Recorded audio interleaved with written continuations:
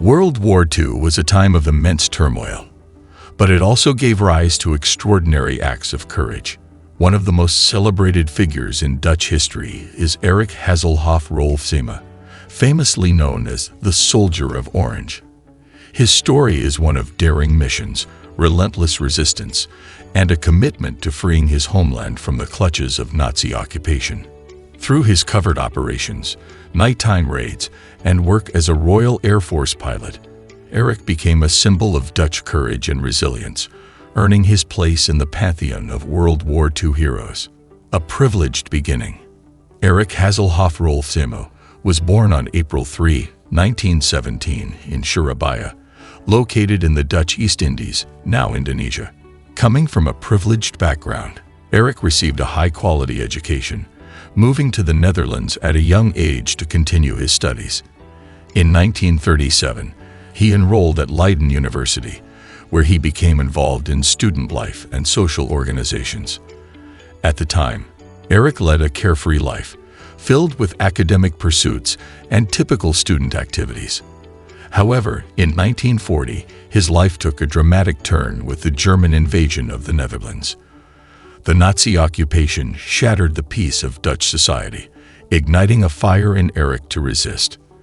Like many young Dutch citizens, he felt an overwhelming sense of duty to fight back against the invaders, leading him to join the underground resistance movement. The Nazi invasion and the call to resist. The German invasion of the Netherlands in May 1940 was swift and brutal. Dutch neutrality was disregarded, and within days, the country was under Nazi control. The Nazi regime imposed harsh restrictions on Dutch society, including censorship, forced labor, and the persecution of Jews. Eric Hazelhoff Rolfsema, like many others, was horrified by these developments. The once carefree university student now found himself drawn to the growing resistance movement. The early days of the Dutch resistance were disorganized, as citizens struggled to find ways to oppose the powerful Nazi war machine. Eric, however, was determined to fight back. Initially, his resistance efforts consisted of small acts of defiance, distributing illegal pamphlets, organizing underground radio broadcasts, and spreading anti-Nazi propaganda. Yet, Eric knew that larger, more impactful actions would be necessary to truly challenge the occupation. Joining the resistance and the escape to London.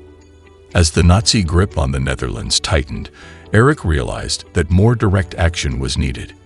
In 1941, he and several others managed to escape the occupied Netherlands and make their way to London, where the Dutch government in exile, led by Queen Wilhelmina, had established itself.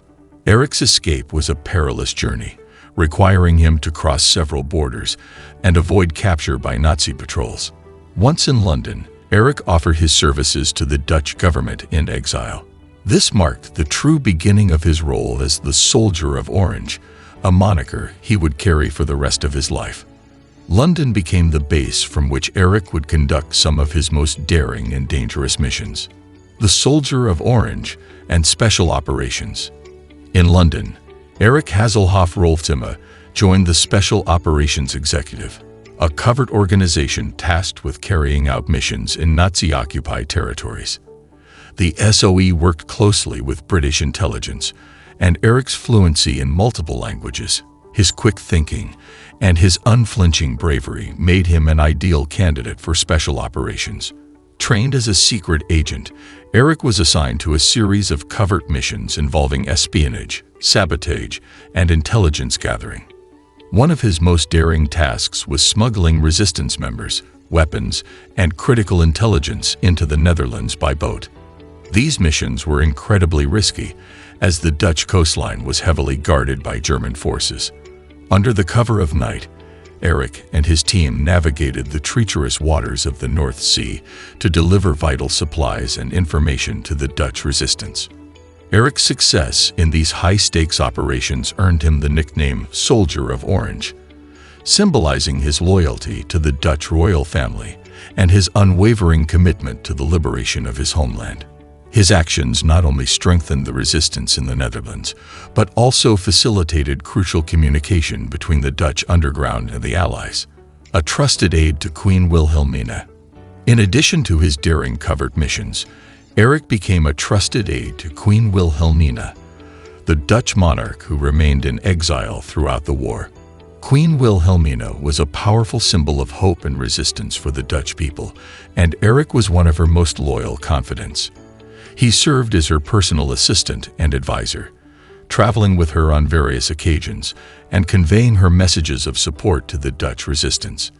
This close relationship with the Queen further elevated Erik's status within the Dutch resistance movement. His unique role allowed him to bridge the gap between the Dutch government in exile and the underground fighters still in the Netherlands, becoming a Royal Air Force pilot. In 1944, Erik took on a new role in the war effort. He became a pilot for the Royal Air Force.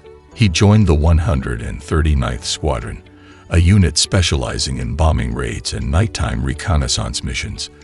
Flying the renowned Mosquito bombers, Erik participated in numerous high-risk operations over Nazi-occupied Europe.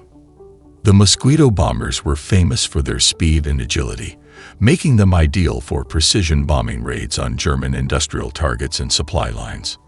As an RAF pilot, Erik contributed to weakening the Nazi war machine, disrupting key infrastructure and helping prepare for the Allied invasion of Western Europe.